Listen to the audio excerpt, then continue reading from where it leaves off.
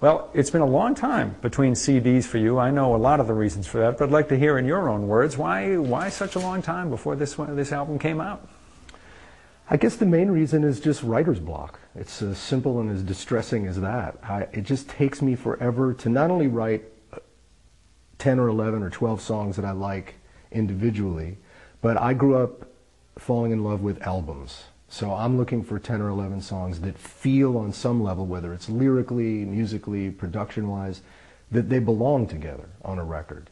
And that just happens to take me a very long time. Are you blocked in that you can't write any songs, or are you just discriminating and you write 10 songs and you take 9 of them and toss them into the wastebasket? It's a little of both. It's a little of both. I'll have periods where I don't have anything at all. There's nothing I can do to conjure up a song.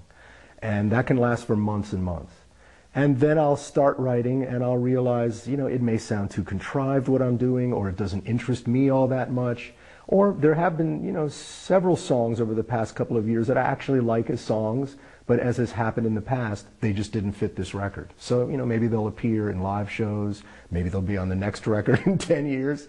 You never know what'll happen to the songs you end up liking that just don't fit the records. Is it a good feeling, though, to have a new CD out? I mean, obviously your fans have been waiting. I'm sure that they've been rolling their eyes and letting you know in some way or another, hey, Marc, we're waiting for a new album. They let me know. There's a fan site, marccohn.org, where I occasionally read all the complaints.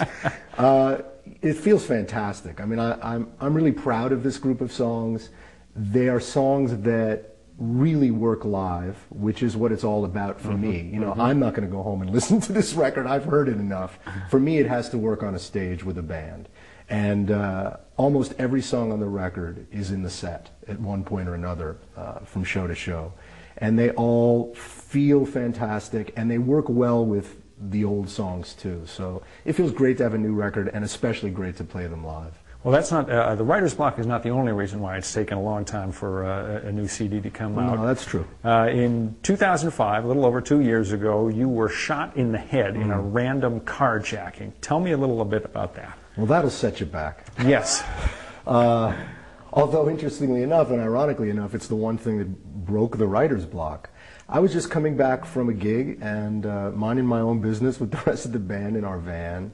And I had a sense that we turned onto a street where something was wrong or unsettled. I saw a guy running real fast off to the side about 100 yards away. And within a few seconds of me noticing that, this figure appeared. It was late at night, 11:30. We were going back to the hotel. Just stood right in the middle of the road where we were driving. We hadn't even come to a stop. And my tour manager, who was driving, kind of swerved a little bit, but as he was doing that, I noticed within a split second that he had raised a gun, this guy in front of the van. And he took one shot through the windshield that, as I was sort of leaning over to my right, struck me right here, right around the left temple. And I didn't even know I'd been shot because, as it turns out, I only found this out a couple hours later. It landed right in a place where it just missed my eye and stopped about 1 centimeter short of my skull. There's just a little bit of soft tissue right around here, and the entire bullet just sat in there until they took it out. And you never lost consciousness? Never, no. I mean, those couple of hours before, they were done with all their tests to find out why it was this guy with a bullet in his head was not only not dead, but was talking to them. For a minute, they even said, it could just be glass, but we see a hole, so it's got to be a bullet in there.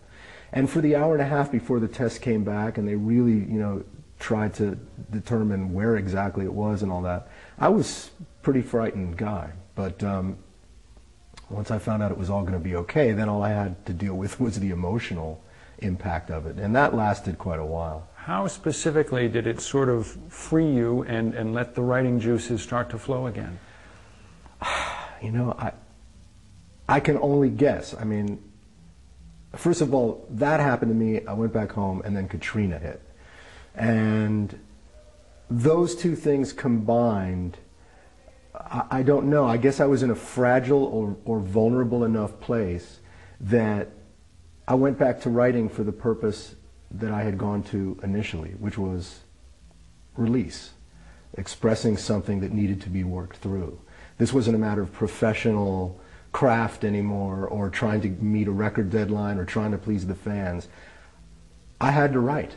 There was a lot going on for me personally. There was a lot going on in the world that was impacting me. And the way I used to deal with stuff that felt big and heavy in my heart was to write. You know, and I kind of lost that for a while, and now things got bad enough, or I was vulnerable enough that writing was a great outlet again. And that was really all that it was about, was just the need to write. At what point in the creative process are you pretty sure that you've got a really good song? Is it after you've written it, or not until you've recorded it?